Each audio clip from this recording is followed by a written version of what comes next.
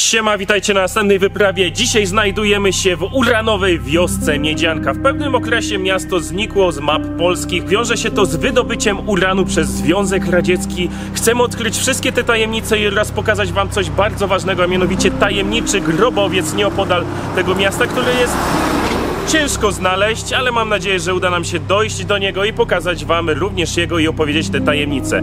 Niemniej jednak serdecznie zapraszamy, bo przed nami długa i ciekawa wyprawa. Spójrzcie, tutaj browar, Miedzianka. No już na samym wstępie musimy skręcić w lewo, aby opowiedzieć wam historię, o której na pewno Łukasz by chciał powiedzieć. Słuchajcie, miasto nie do końca opuszczone, to nie jest już miasto, tak naprawdę została wieś. Wieś, która otrzymała drugie życie, ale o tym opowiemy w szczegółach, ale my się skupimy na tej historii drugowojennej i przedwojennej, bo generalnie jest tutaj masa śladów pozostałych gdzieś tutaj po lasach i właśnie na tej historii się dzisiaj skupimy, na poszukiwaniu ruin, opowiadaniu historii, jak to miasteczko wyglądało oraz znajdziemy grobowiec pewnego człowieka, który... To jest niesamowita historia, to musimy znaleźć na miejscu, ale przejdźmy właśnie do miejsca, dzięki któremu ta wioska otrzymuje drugie życie. W mojej lewej ręce znajduje się dozymetr. Ale czemu? Ponieważ jak wcześniej już wam powiedzieliśmy, znajdujemy się w uranowej wiosce. Ale czemu ona była nazwana uranową? O tym dowiecie się zaraz, ale najpierw cała geneza. Mianowicie miasto Miedzianka, jak sama nazwa wskazuje, czy Kupfenberg po niemiecku, czyli Miedziana Góra. Już od XII wieku mamy informację, że była tutaj wydobywana miedź i inne surowce, a historia uranu zaczyna się zaraz po II wojnie światowej. Słuchajcie, wzięliśmy dozymetr, tak jak Kądziu powiedział, bo jest dużo legend związanych o tym, że jest mega promieniowanie. W Warszawie mniej więcej, pamiętam, pod Pałacem Kultury było 0,14. Teraz mamy tutaj 0,15, ale przed chwilą pokazywało nawet 0,17. Wszyscy zginiemy. Tak, czyli to świadczy o tym, że praktycznie o niczym nie świadczy, bo takie jest promieniowanie tła, więc to jest kompletnie normalna wartość. Ale jako, że słyszeliśmy, tak jak wcześniej mówiłem, i wiadome jest to i potwierdzone, że Związek Radziecki chciał kompletnie zniszczyć to miasto, aby nigdy nie wyszło na jaw, że oni tutaj wydobywali uran. Wydobili tego uranu 600 ton, ale o tym będziemy mówić później, no niemniej jednak... Ale zwróćcie uwagę na jedną rzecz właśnie, słuchajcie, tutaj na zdjęciach i rycinach jest właśnie, że to było miasteczko, prężnie działające miasteczko górnicze i teraz pewnie widzicie ujęcie z drona, bo generalnie tutaj praktycznie nic nie zostało, to jest mała wioska, która została praktycznie zniszczona, zrównana z powierzchnią ziemi. Tak jak Konrad powiedział, w sumie poszukajmy śladów tego starego miasteczka. Jest to główna ulica i teraz sobie wyobraźcie, widzieliście już te zdjęcia tej wioski, tego miasteczka wtedy. Wyglądało dosyć okazale, a teraz idziemy ulicą, dookoła wszędzie są drzewa. Więc tutaj jest taka mapka, w której można zobaczyć, gdzie co było i jak to wyglądało. Tutaj masz w ogóle ten cały rynek, kościół, który został zniszczony. Tutaj jest a nie, to jest kościół, który jeszcze stoi. Kościół, który został zniszczony, to... Czekaj, widzisz go gdzieś? Tutaj jest. To jest ten. I z niego już nic nie zostało. A tutaj jest wejście i to jest ta główna ulica, którą my idziemy, czyli ona jest tutaj. Zobaczcie, jakie to było duże w porównaniu z tym, co teraz widzimy. Miedzianka skupia się właśnie głównie na turystyce. Tam przyjdziemy zaraz szlakiem turystycznym, ale gazela mi wyrwała do przodu tutaj niedaleko. Jeżeli dobrze pamiętam, po prawej powinien być rynek stary, nie? Zobacz, jeszcze widać tylko takie... Jest coś? Gruzowiska. Tak, jest. I sobie teraz uruchomcie wyobraźnię, nie? Wróćmy do mapy, która się przewija na przebitce. Tutaj, gdzie idzie Konrad, był rynek. 80 lat temu był rynek.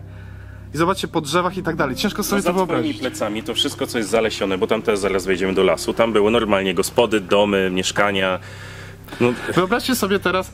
O, wcielę się w rolę takiego turystyka. Słuchajcie, uruchamiamy wyobraźnię, tutaj wirtualnie powstają budyneczki. Idę sobie centralnie środkiem ulicy małego miasteczka przez ryneczek. Tutaj bawią się dzieci, tu są sklepy i tak dalej.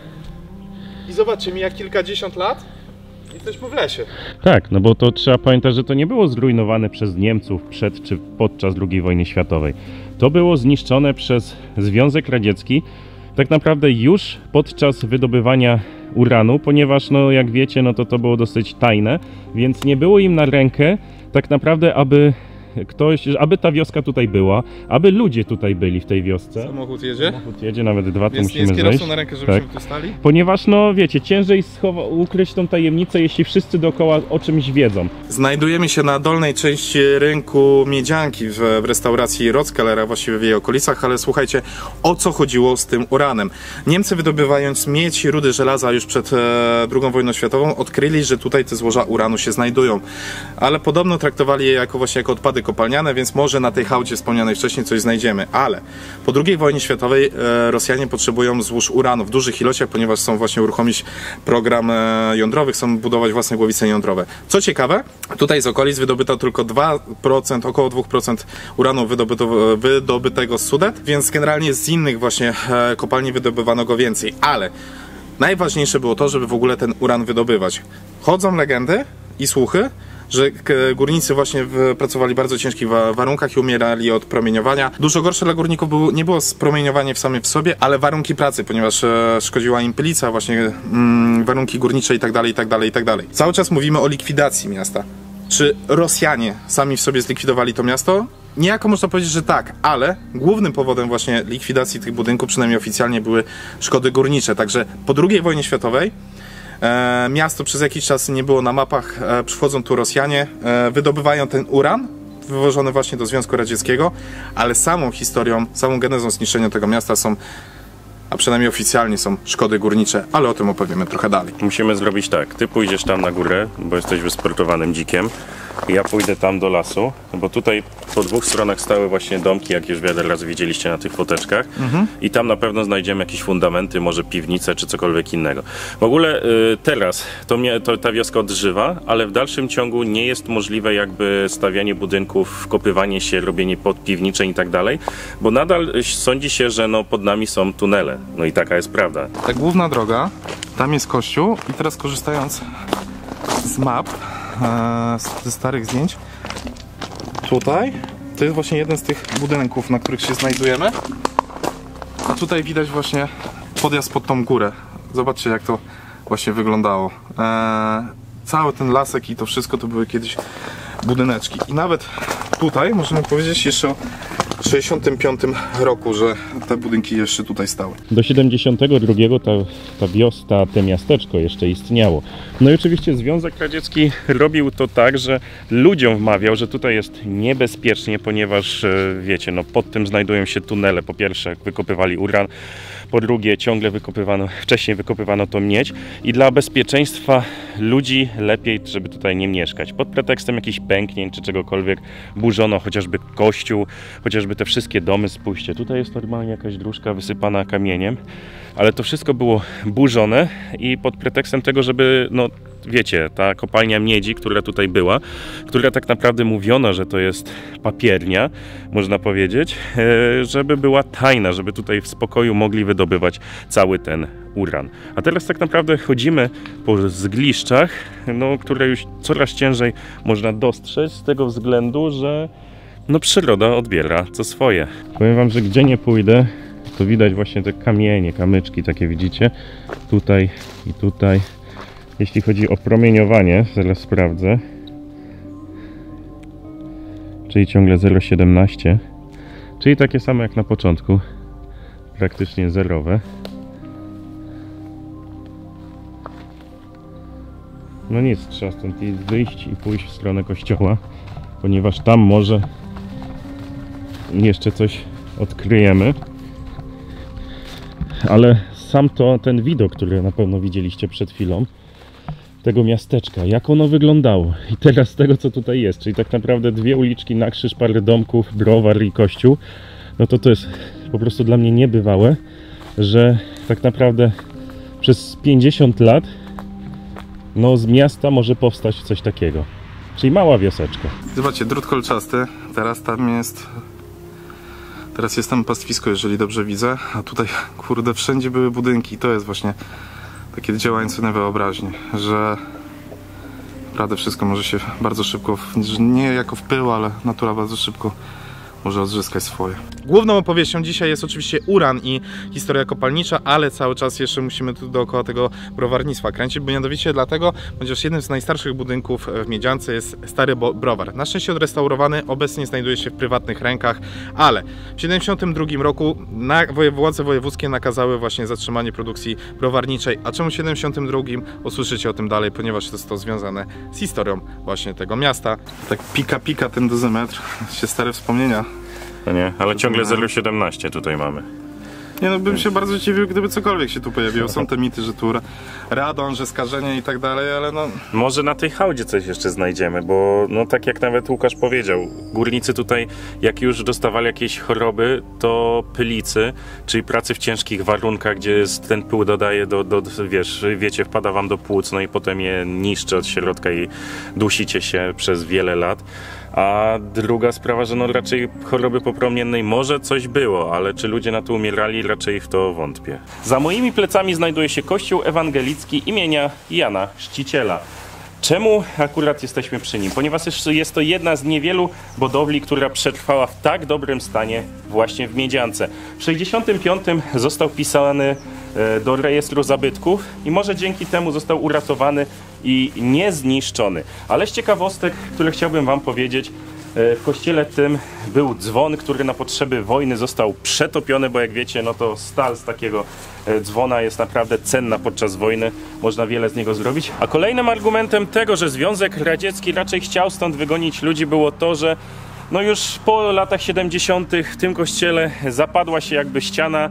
Akademia Górnicza-Hutnicza miała przeprowadzić badania czemu. No i rzeczywiście było tak, że ze względu na wyrobiska pod kościołem ona się zapadła. Ale nie te podczas wydobycia uranu, tylko te z dużo wcześniejszych epok, gdzie wydobywano miedź. Więc tak naprawdę to nie jest tak, że przez to wydobycie Związku Radzieckiego nagle ta wioska nie nadaje się, tylko już przez wiele wieków ta wioska, no pod nami są tunele, więc mogą się zdarzać te zapadliska. Niedaleko tutaj były zakłady R1, te tajne zakłady R1, w których właśnie przetwarzano uran, a oficjalnie były tam zakłady przetwórstwa papieru, albo w ogóle, że zakład był w likwidacji, więc dalej, idąc tymi mitami, właśnie wydobywany uran, tutaj dodając te kropki, to że te budynki zaczęły być niszczone, więc cała ta historia o tym ukryciu przez Związek Radziecki niejako pisze się sama.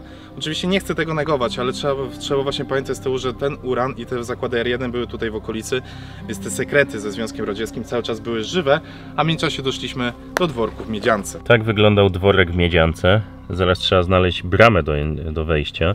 Sądzę, że to będzie tutaj po boku. Tutaj jeszcze jest kolorowe zdjęcie tego dworku. A teraz, jak oddalę kamerę, to możecie zobaczyć Łukasza stojącego przy tablicy, a za nim drzewa i nic więcej. No i po tamtej lewej stronie wielkie drzewo, które na pewno jeszcze pamięta ten dworek. No i bramę wejściową, do której zaraz się udamy. Słuchajcie, wchodzimy przez dawną bramę w dworku, którego pierwsze zabudowania pochodzą z XIV wieku. To naprawdę kilkaset lat historii, ale zobaczcie, jeszcze ślady dawnych ozdobień architektonicznych jeszcze pozostały, ale słuchajcie, czemu tu została tylko brama, a to wszystko jest zarośnięte? Oczywiście również wiąże się to z historią kopalni. Po 1945 roku urządziła się tutaj dyrekcja kopalni. Uran wydobywano tutaj do 1954 roku i potem kopalnia została zlikwidowana. I wtedy tutaj ten budynek przejęła straż pożarna, kilka rodzin mieszkało tutaj w okolicy, ale ze względu na szkody górnicze ten budynek zaczął niszczeć. Do tego stopnia, że te rodziny trzeba było wyprowadzić, musiało się wyprowadzić stąd. Następnie w tym opuszczonym już budynku wybuchł pożar i po wybuchu pożaru postanowiono zlikwidować ten budynek już w latach 70. I tak jak widzicie, z dworku z kilkusetletnią historią nie zostało praktycznie nic. Wiąże się to oczywiście ze szkodami górniczymi, ale może coś tutaj pozostało, także rozdzielmy się tutaj, bo teren wygląda obiecująco, więc może znajdziemy jeszcze ślady starego dworku.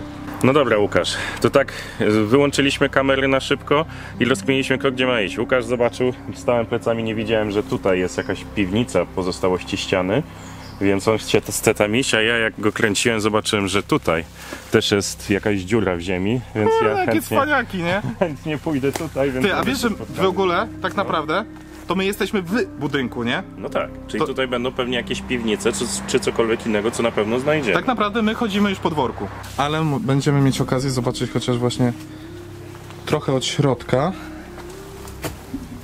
Tak, zamurowane, zaspawane, ale to są właśnie dawne ślady dworku w Miedziance, a właściwie to, co z niego zostało, także słuchajcie, to nie jest naturalny pagórek, to są właśnie elementy, nie wiem, czy piwnic, czy fundamentów, czy ścian, ale jeżeli już mamy tutaj takie ślady, zobaczcie, następne tutaj kamienie, ten cały właśnie tutaj obszar, ten cały zalesiony obszar, to jest dawny pałacyk i popatrzcie, 50 lat wystarczyło, żeby naprawdę ciężko było znaleźć chociażby jakiekolwiek ślady bytności tego, że tutaj mieszkali ludzie.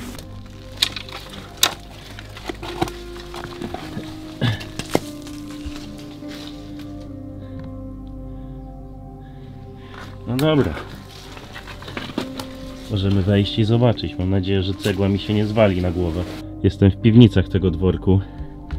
Nade mną są drzewa. No jest to naprawdę w złym stanie, więc trochę się boję. Nie chciałbym zostać pogrzebany żywcem. Tutaj jest jedno z wyjść. A czy tam dalej można iść? Poczekajcie. Wy to już widzicie, że nie. Dobra, ja też już widzę. Tutaj jest jakby taki szyb. O stary, fajnie to wygląda, że mogliśmy tutaj wejść chociażby do tej piwnicy. Widzicie, tutaj są takie arkady małe, już zasypane. Tam dalej też jest szyb. No my chodzimy ewidentnie po piwnicy tego dworku. Ja przejdę jeszcze tam dalej. Wszystko ucieka mi spod nóg, te cegły.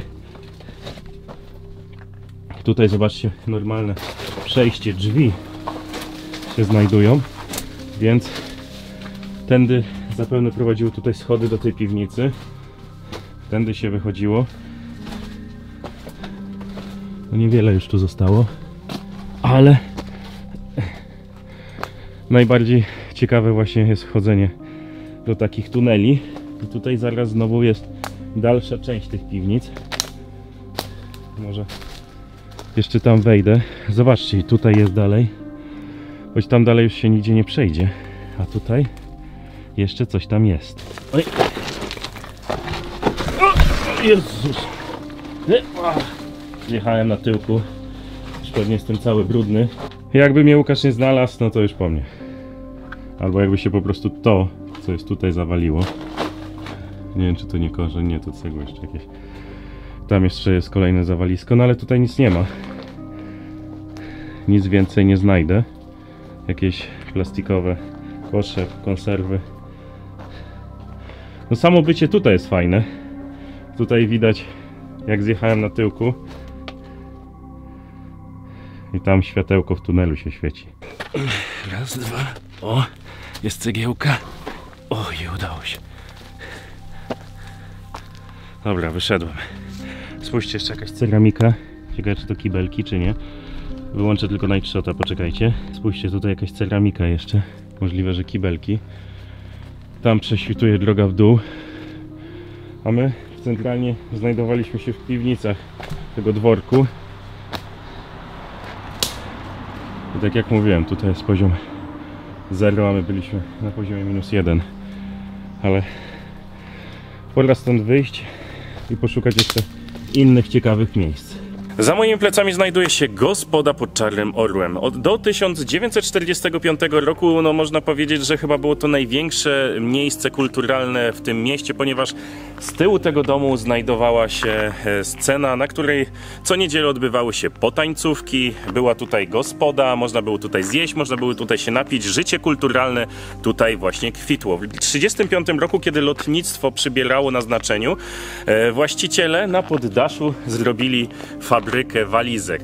I do tego stopnia dobrze prosperowała, że w pewnym momencie trzeba było ją przenieść, ponieważ już się nie wyrabiali z produkcją tych walizek właśnie na tym poddaszu. Tak jak powiedziałem, miejsce bardzo znaczące, a jeszcze bardziej znaczące dlatego, że przetrwało te wszystkie lata i w dalszym ciągu możemy podziwiać je takie, jakie było kiedyś. Tutaj głównie chodzą ludzie, którzy tam mieszkają na dole albo pracują, i turyści, którzy śpią w browarze i po prostu tutaj sobie wychodzą na spacery, wiesz? Też tak myślę, ale może jakby się udało, to byłoby całkiem spoko.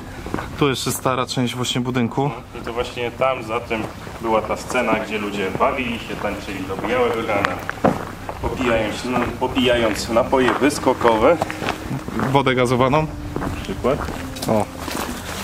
Czasem trzeba zapytać. Dzięki uprzejmości pani Krystyny dojdziemy do Starego Kościoła. Tam jest główna ulica, a my cały czas tu chodzimy po kamieniach, po starych zabudowaniach, czyli wszędzie tutaj, gdzie chodzimy, też były budynki. O! Ja się prawie potknąłem o element Starego Kościoła. Konrad jest bardzo mały.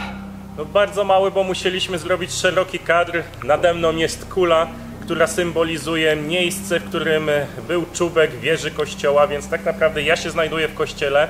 Nie wiem, czy ty, Łukasz, też, albo przed, albo jeszcze w kościele i zobaczcie, jak te drzewa rosną. Wszystkie są dookoła, więc tutaj, gdzie ja jestem, to był kościół, to widać, że jest nowe drzewo, które wyrosło już na tej glebie po tym, jak ten kościół został wysadzony, bo on został wysadzony przez służby w latach 60. pod pretekstem tego, że pękały w nim ściany. No i po raz kolejny powtarzamy, że wydaje mi się, że to nie jest tak, że tutaj są takie szkody kopalniane, że mogło się to zawalić. Po prostu Związkowi Radzieckiemu zależało na tym, aby stąd wszystkich ludzi wysiedlić do Jeleniej Góry, a to zostawić puste, aby móc spokojnie wydobywać uran. No nieopodal jest hałda, którą również wam pokażemy. I słuchajcie, co chwilę wciskam tak ten dozymetr, aby pokazywać wam, jakie tutaj wartości mamy. No i mimo to, że to jest uranowa wioska, i 18 przez chwilę było, czyli największy odczyt. No już jest 17, ale idziemy dalej. Na tych hałdy jeszcze jestem ciekaw. Możemy tam trochę pokopać, pogrzebać, poszukać, może coś tam będzie. Niedaleko miasta Miedzianka znajduje się grobowiec niemieckiego mieszkańca Hugo Uberschauera, który postanowił, że zostanie tutaj na zawsze w swoim ukochanym Kupfergu. Mianowicie wiedząc, że nadciąga tutaj Armia Czerwona, sam przyszykował sobie ten grobowiec, wyrył te właśnie napisy, wyrył swoje imię i nazwisko, ale co ciekawe, zauważcie jedną rzecz, nie ma daty śmierci i sugeruje się, że mieszkańcy pochowali go, ale w pośpiechu, bo tutaj podobno była paniczna ewakuacja, w pośpiechu już nie wykuli właśnie tej daty śmierci, po prostu stąd się ewakuowali, ale wiadomo, że pochowano go tutaj w tym miejscu. No i jest też druga, bardziej mroczna część tej historii, o ile da się jeszcze bardziej mrocznie o tym opowiedzieć. Na początku lat 70. według relacji, którą można przeczytać w Miedziance, historia znikania Filipa Springera, do której oczywiście zachęcamy do przesłuchania, jest opowieść o tym, że okoliczne dzieci rozgrzebały ten grobowiec i znalazły właśnie elementy, z racji, że to był oficer pruskiej armii, znalazły właśnie napierśnik, hełm oraz szable. Zaczęły właśnie tym wymachiwać, bawić, no i generalnie zbezcześciły ten grób, jakby nie patrzeć. Oczywiście okoliczni mieszkańcy podobno właśnie się cieszyły i tak dalej, aż do momentu, jak przyjechała milicja obywatelska, zabawę zakończyła. Dzieciaki dostały podobno solidne lanie, ale nie wiadomo, co się zdało właśnie z tymi elementami, które były z tym grobowcem. Może poszły do muzeum, może poszły gdzieś dalej, nie chcę gdybać. Faktem jest, że niestety ten grób został niejako zbezczeszczony i właśnie te elementy tego wyposażenia zostały z tego grobowca zabrane. Ale to jeszcze nie jest koniec. Dom tego oficera pruskiego, pana Hugo, znajdował się właśnie tutaj na wzgórzu, właśnie w okolicach Miedzianki, ale są właśnie dwa ciekawe podania, o których warto wspomnieć. Zobaczcie tutaj ten wielki lej. Według jednego z podań, właśnie a propos tych szkód górniczych, według jednego z podań, jednym z pierwszych domów, który się zapadł, był właśnie dom Huga na wzgórzu. Ale jest też ciekawa historia związana z tak zwanymi hienami cmentarnymi, a mianowicie podobno na początku lat 90. pojawiła się tutaj grupa turystów z plecakami, która podobno wysadziła tutaj część elementów, poszukując właśnie jakichś skarbów bądź czegoś zakopanego. Czy tak było? Nie wiem. Czy tak było w tym konkretnym miejscu? Też tego nie chcę mówić na pewno, ale można się zasugerować właśnie takim ogromnym lejem, że coś takiego mogło mieć miejsce.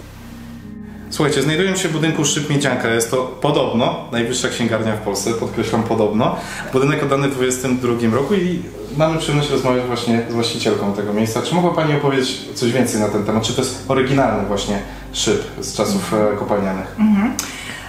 Dzień dobry, nazywam się Patrycja Wasiewicz. Razem z mężem wybudowaliśmy od samego początku ten budynek, ale po przeczytaniu, historia nasza się zaczyna od przeczytania książki Filipa Springera, po której się po prostu zakochaliśmy w Miedziance i w Dolnym Śląsku i zaczęliśmy przez lata zwiedzać to miejsce z przewodnikami i poznawać tą historię.